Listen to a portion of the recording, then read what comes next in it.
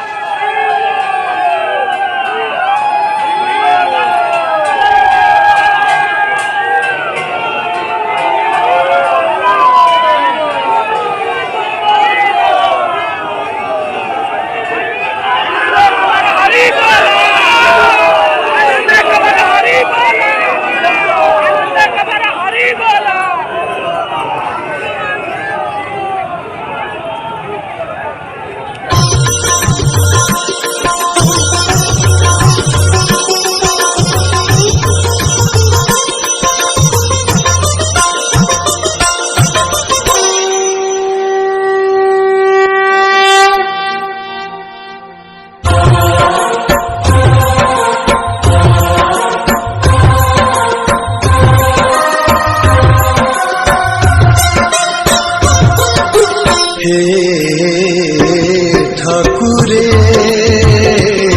ठाकुरे हे ठाकुरे ठाकुरे नररूपी नारायण हेनु सिंहनाथ पंगु लंघे गिरी दिया अंध पूजे पथ महकरा महुबामा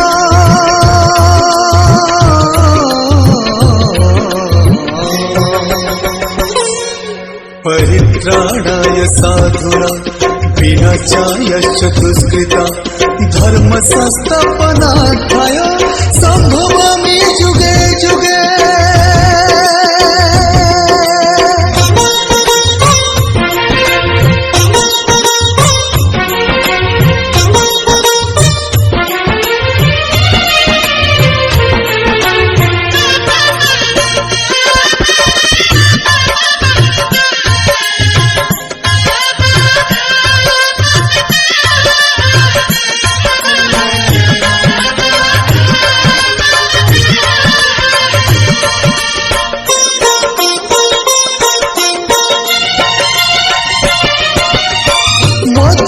जंजाल हेल हिरण्य कशिपु ए अंत प्रहलाद डाकुछि तुमको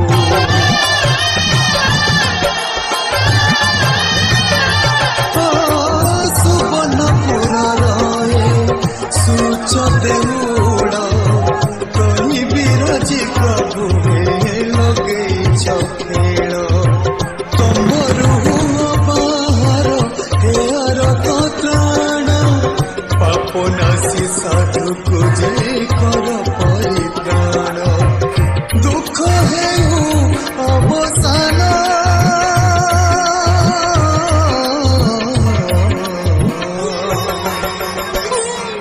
परित्राणाय साधुना विनाशाय चतुष्कृता धर्म संस्थापनार्थाय संभवामि युगे युगे हे